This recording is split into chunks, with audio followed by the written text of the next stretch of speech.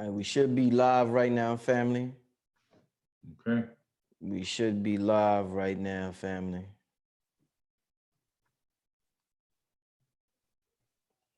Let me turn this down. Okay, so family, as y'all can see, let me see who's in the chat. The chat room's starting to fill up. Peace, family. Free 'em all TV, Bound by Cords, Old Dog, Don, CG. All right, I got a quick broadcast for you tonight. It's, promotion because I got something special going on. There's only a few people in the world that I know personally that I could have called to explain something to not only myself, but to my audience. Billy Carson is one of them. Probably him and about 3 other individuals that I know personally. This is special, what he's about to tell us tonight.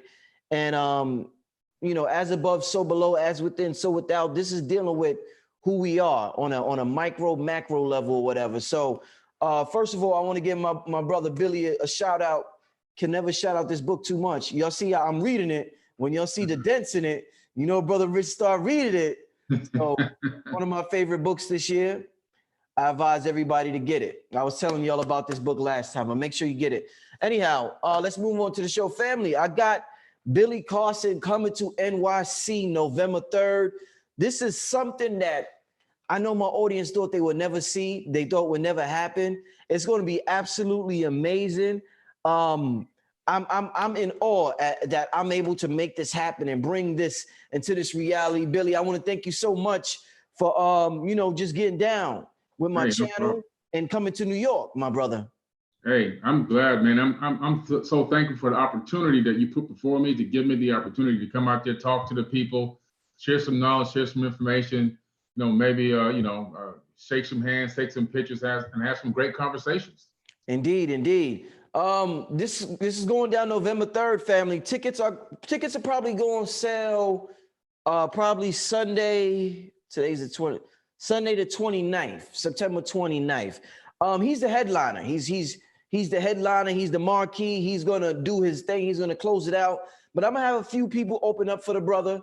And I'm getting that together right now, which is why I don't have tickets available right now, because I gotta get the flyer together and everything. But the most important thing is that Billy Carson will be headlining November 3rd in New York City at St. Francis College in Brooklyn, New York. Information will be available extremely soon, family. Stay tuned. This is something our community has never seen before. Don't get it twisted. Don't let nobody lie to you. You better make sure you did, family. We got a great show. What I want to talk to y'all about is that Terrence Howard, he was on the red carpet, and he said, and they asked him probably a regular mundane question about empire and is it true he's quitting? And I want to read y'all something he said, and it was extremely profound, metaphysical. It's something that I'm currently studying, so I was touched by it, and it's something that my brother Billy Carson is able to elaborate and explain to us. So, and I think it's very important for us to ascend to that next level. Hence why the conference on November 3rd is called the 2020 Ascension Conference. But let me read to you what he said. This is going to be a quick broadcast. I want to read you some of what he said. Then I want to allow our brother Billy Carson to explain what exactly all that means to us, and how does that affect, or how does that have an impact on our everyday living. So, like I said, they asked him about quitting empire, and what's he's going to do. And to sum it up, he said, I've made some discoveries in my personal life with the science that Pythagoras has been searching for thousands of years. All energy in the universe is expressed in motion. All motion is expressed in waves. All waves are curves. So where does the straight lines come from to make the platonic solids? There are no straight lines. When I took the flower of life and opened it properly, I found a whole new wave conjugation that exposed the in-between spaces. It's the thing that holds us all together. I'm going to prove that gravity is an effect, not the cause. Now, when he said this, I mean, the people, they thought he was nuts. They was like, they tried to pivot back to acting. And he was like, he said something about acting, about I forget exactly what he said about acting, but he was kind of downplaying acting, and he really wanted to let the people know what he was talking about with this. But I seen a book, my brother Billy, from Giovanni Melchizedek called The Flower of Life. I never really got a chance to read it, but you talk about the Flower of Life in your book, The Emerald Tablets. So I said, I got to call my boy Billy so he could talk about it. But talk to me, because from my knowledge, reality is based on platonic solids, the dodecahedron and this one and that one, and that's how we form matter. So if that's an illusion and it's all curved, what's going on, Billy? You got some explaining to do with this one, my brother. Well, you know, I mean, obviously Terrence Howard, he's had an awakening of some sort. So hats off to the brother for that. Because first of all, it takes a lot of courage to even come out in such a mass setting like that, on a big stage, on your own platform, and then say, hey, this is why I'm doing this and this is why I'm stepping back. I think he made even a reference to the fact that, you know, why am I going to perform on stage for tips when I could be tapping into this unlimited source of energy, you know, so to speak, is what he was really trying to say. And he dropped a lot of information in a very short period of time and may not have been able to exactly articulate specifically what everything he said meant, because, you know, you only have a couple of seconds on the camera and on that microphone before they snatch it back. Right. But he was referencing the Flower of Life, which, if you don't know what that is, you know, anybody out there, it's a sacred geometrical figure. And it really goes back to as above, so below. If you're looking at, for example, just when you start off with the ovum with an egg, that's one sphere. And by the time you add 6 more interconnecting spheres, you now have a seed. You have a seed of life. Then, you know, so it goes from a seed to a fruit to a flower. You know, so it's really a progression of life. And at the base of everyone's spine are a group of cells that are in the form of the flower of life, and mostly almost all organic, especially mammalian species. There's this flower of life cellular formation in the base of the spine. It's there from the time you're born and stays there until you die. But that's just a representation in a biological life form. Because as above, so below. When you go into the next level, where we're talking about the ether of space-time itself, and this is where he was kind of really getting deep with it. He discovered, when he unwrapped the flower of life, he discovered the energy grid, the grid that binds us all together. There is a grid that we're actually on. And when he's talking about the spheres, there are no straight lines. He's not saying, truly, in my opinion, at least, you know, from the short amount of stuff that he said, that platonic solids don't exist. Platonic solids are part of the holographic matrix. Behind all of that, the only thing that does exist are electromagnetic waves. That's all, and there are no straight lines. So behind the holographic, the fractal quantum holographic universe, behind that, there is nothing but electromagnetic waves, and those waves are propagating and being sent into this realm, into this dimension, carrying energy, frequency, vibration. And when they interact with conscious thought, that's when they collapse things into platonic solids, which then collapse things into what we get as an illusion of solidity, an illusion of locality, an illusion of space and differentiation, an illusion of perception. There's really only one true thing that does exist outside of what we consider to be the third dimension, is consciousness. And so consciousness literally has divided itself into trillions and trillions of entities throughout this entire universe. And the method that it emanates from is through something called the vesica piscis. Now, the vesica piscis is actually part of the flower of life. So where you have the intersecting circles in the flower of life, that is every one of those intersections is a womb. So at every single Planck unit in space-time, which is the smallest amount of distance you can measure, and time you can measure in space-time, all around us, all through us, and everywhere that, you know, that exists, is this flower of life. I mean, everywhere. Now, every single spot where the flower of life is located, there's also the intersections, and those intersections are the vesica piscis. Now, the vesica piscis emanates energy into the third dimension. Out of the vesica piscis is literally a womb, just like when you cut open a lemon, cut open an orange, cut open a grapefruit. Obviously, a human being is born through a womb. Life primarily comes through wombs. And this is why even in the biblical text, they reference the matrix. The matrix means the womb. So it's mentioned, I think, 5 or 6 times in the modern day Bible itself, which is copied from more ancient texts. But the name, the Matrix for the movie, didn't come from somebody's brain. They just made it, we'll make it the Matrix. No, the term the Matrix actually comes from the Bible. And what it says is that in order for a man to be born, he must exit the matrix, and that he must come out of the womb. In order for any life forms to form in this third dimension, it must come through the womb. And this energetic grid that's created by this sacred geometrical figure called the flower of life literally connects every single one of us. We are all literally sitting on this grid.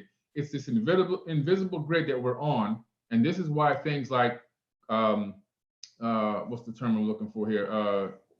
Quantum entanglement? Quantum entanglement, yeah. This is why thank you, sir. Yeah, this is why quantum entanglement works. It's because we're all in that same energetic grid that is created by this flower of life. So, if I take 2 particles or even 2 photons, and I utilize a laser to do something called parabolic down conversion and get them on the same frequency, I can take one of those particles to the other end of the universe, and I could change the information on the one that's local to me, and the other one at the other end of the universe will change instantaneously, bypassing the speed of light. How is that possible? It's because we're on this flower of life matrix grid, and everything literally is connected, and distance is even an illusion. So we are really living in a fractal holographic universe. And what he was trying to say is that the projection from this flower of life creates this illusion that we're operating and living in. And it doesn't mean that we're not real, but what it means is the mechanism used to create this third dimensional illusion comes and emanates, the energy emanates through that flower of life from the vesica piscis into this dimension, and along with then consciousness intervention helps slow down the frequency and vibration of the electromagnetic waves, which then give us the illusion that things are solid, things have matter, things have substance, things have distance and locality and everything else. So it's really amazing. I mean, this is an amazing, I don't call it an experiment, but it's almost like we're living inside of an experiment or a creation, just like all the ancient texts have said. For what purpose to an end? I think that the main reason why we're here is to collect information and data, because it's as above, so below. So if you take it from the below standpoint, from the human brain, encased in darkness, doesn't know what's going on the outside, says to his friends, all his 5 senses, hearing, smell, seeing, touch, and everything, go out there and tell me what's going on. The friends go out and collect information, bits of data. They themselves don't know exactly what they are collecting. They're just collecting information from the outside. They can't decipher it. They bring it back to the brain, which is encased in total darkness, and say, here's the data. And the brain wants to then figure out what's going on. Then it projects a hologram as to what it thinks is going on outside, and you navigate through the matrix that way. Now, you take it to the larger scale, above, the universe itself is consciousness, okay? And what has it done? It literally has divided itself into trillions of entities, and now we're one of those. We're out here collecting bits of information as we live through our life, as we navigate through this matrix, and we send that data as a stream directly back to source so that it can experience itself subjectively from every different perspective in the third dimension. And all of this, to me, in my personal opinion, is emanating, the energy that comes into this dimension to create all of this is emanating through this flower of life, which are these electromagnetic waves, this dark energy and dark matter, which is not just because it's dark, we gave it the name dark. It's just out of our frequency of vision. It's an actual wave. All electromagnetic waves are all made of light, even if you can't see them. So that's kind of what he was hinting on, man. Some really deep stuff. Wow, man. I guess when you talk about this flower life grid, I guess that's why sometimes we could think about somebody and then call us, and the person be like, "Yo, I was just thinking about you," because we're on that grid, so we could feel that energy. Yeah. And another thing about that, I'm glad you brought that up. All information is stored on this grid. It's like a big hard drive. So now, because your DNA sends and receives wireless information, so what happens is, if your DNA is at a specific frequency of data that's on the grid network, this matrix network, it has the capability of downloading it right into your body. This is scientifically proven. This is not even like a mystery or conspiracy. Right. Human bodies send and receive information wirelessly into the DNA. Memories have now been discovered to be stored in DNA, not just in the brain, but also in DNA. So if you get an idea about something, oh my God, I got an idea for a great invention. Most likely, you just downloaded that information directly from the grid. That information is already exists. Anything you could think of, any possibility you could think of, any creation you could think of, it's all on the grid already. Is the grid synonymous with Akashic Records? Is that the same thing? Absolutely, okay. 1000%. Okay. The Akashic Records, also known as the Book of Life in more modern religious text, is real. It's real because it's the grid that stores every single piece of information. Information can never be destroyed; it can only be transformed. Even every single person that's ever lived, all the information that they even passed away and then sent back into the grid, all their information is up there. Everything is in the grid. Every blade of grass, every rock, everything is in the grid. So when you tap into that grid through frequency, you can download information directly from the grid. And some people do have the capability of tapping in, like Edgar Casey and a few others. Indeed. Wow, man. I mean, I can't wait till November 3rd. You know, I can't wait till November 3rd. Yeah. I want everybody to make sure y'all there if you're in the New York area. If you're not, travel. I might put together a live stream as well for people who can't make it, but you're going to want to be in the building that day. You're definitely going to want to be in the building. You're going to bring some of your books there as well, right? Oh yeah, once you send me the address, I'll go ahead and ship the books directly there so I don't have to take them on the airplane. I guarantee you, there's never going to be enough books you could bring. You're going to sell out every one, brother. I guarantee. But it's going to be amazing, family. But I want to thank the brother. I don't want to keep the brother too long. I just spontaneously called the brother. So he didn't even know I was going to hit him up and ask to do this. And the brother's just so cool. He was like, yo, I'm with it, Rich. I'm going to do one for my Instagram anyway. So I want to thank you just for connecting with the audience. What's going on with the audience right now? Okay, we got about 500 people in here. Okay. Yeah, I want to thank everybody that's in the chat right now. Once again, like I said, this is just real quick. I cannot support this brother enough. I just been in awe with his material. Make sure y'all buy the book. Also, make sure y'all come to New York, November 3rd, the 2020 Ascension Conference. This brother's the headliner. If you like what you heard today, if you want to change your life, if you want to understand what this whole thing is about, so you could incarnate at will and do what you want, conscious creation, not unconscious. You know, if you want to create consciously, study what this man is teaching. He definitely has taken me to the next level in terms of my awareness of self. So can't thank the brother enough. Like I said, November 3rd. With that being said, is there anything you want to tell the people before we get out of here, Billy Carson? Hey, I just want to tell people, man, listen, the biggest thing we have to do on this planet is we have to operate in unconditional love. Because when you operate in that frequency, that 528 hertz frequency, that's when everything comes together. That's when unification comes together. That's when we can take back control of this planet, our lives, and help each other on this planet get to the next level. It's only through unconditional love. Hoarding and greed and everything else, that's the dark side. We want to get to the light side, and the only way to do that is through unconditional love for everyone on this entire planet. Let me ask you this to close out, because you just made me think of something. How do you have unconditional love for somebody who's trying to harm you? Let's say that's a very good question. This realm, or let's just say some entities came from another realm and they just want to get rid of humans. They're like, we're gonna kill you, motherfuckers. How do we have unconditional love for something, an entity that wants to cause harm to us? That's a very good question. I think sometimes the term is taken a little out of context. So basically what it means is you love everything first. You love everything, period. Now, if you have to defend yourself, you have to defend yourself. If somebody crosses you at work, if somebody does something wrong to you, if somebody backstabs you, it doesn't mean that you're going to be that person's best friend and you're going to hug them and kiss them and go out and hang out with them anymore. What it means is you're going to learn your lesson from the situation. You're going to know that you need to become a better judge of character, or you know, if you had to defend yourself, you understand these entities are operating on a different frequency that doesn't match with what it's supposed to be. I'm going to defend myself and walk away, and I'm going to think to myself, you know what?